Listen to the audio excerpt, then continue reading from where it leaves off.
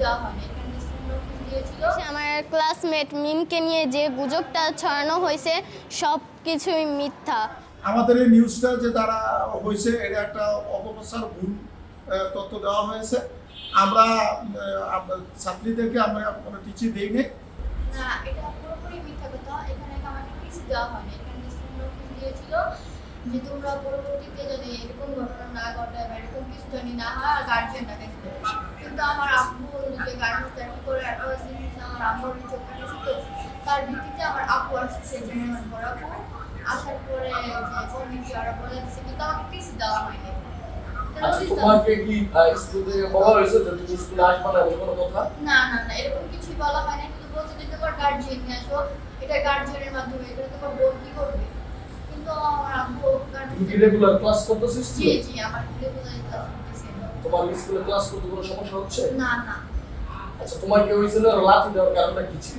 কারণ কিছুই না, আমি আর আমার ফ্রেন্ডে এখানে যেতে ভিডিও যে আমরা ছেলেদের সাইড হয়ে গেছি, কারণ আমরা মেয়ে মানুষ কোনো উপকার করছি কিন্তু আমাদের আসবে, তো এরকম ভিত্তিতে আমি সাইড হয়ে গেছি। তারপরে ওই পোলা এসে লাথি মারছে, পরে আমরা কিছুই বলি না।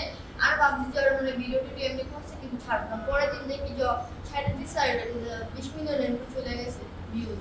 আমাদের এই নিউজটা যে দ্বারা হয়েছে এটা একটা অপপ্রচার, ভুল তথ্য দেওয়া হয়েছে।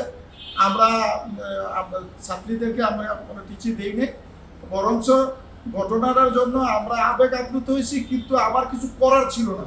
যেই ছেলেরা করছে তারা বকাটে, তারা স্কুলের স্টুডেন্ট না, তারাও বাহিরের, এবং ঘটনাটা স্কুল থেকে 1 কিলোমিটার দূরে নদীর পার ওয়াক হয়েছে। আমরা আতঙ্ক ছিলাম যে কোনো দুর্ঘটনা করে যদি আমার স্কুল ড্রেস করা ছাত্রীগুলো যদি শীতালকার মধ্যে ফেলাই দিত বা কিছু হইতো, আমরা সেই আতঙ্কে তাদের গার্জিয়ানকে আমি একটা চিঠি দিছি যে আপনারা, তাদের সাথে যে গার্জিয়ান আসছিল, বোন আসছে, ওরা আমার সঠিক গার্জিয়ান না, তাদের বাবা মা সঠিক গার্জিয়ান।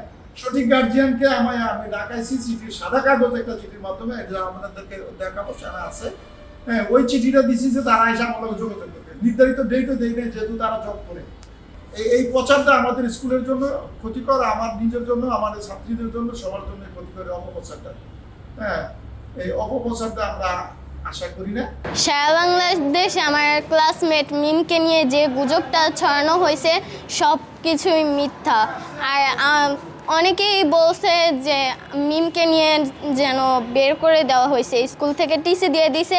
এটা আসলে গুজব ছড়াইছে সবাই, এটা মিথ্যা কথা। হচ্ছে যে ওর মা বাবাকে আনানো হয়েছে একটু নোটিশের মাধ্যমে। আমরা চাই হচ্ছে যে আমাদের বান্ধবীকে নিয়ে যেন কোনো গুজব না ছড়ানো হয়, আবার যাতে আমরা স্বাভাবিকভাবে জীবনযাপন করতে পারি, ক্লাস করতে পারি।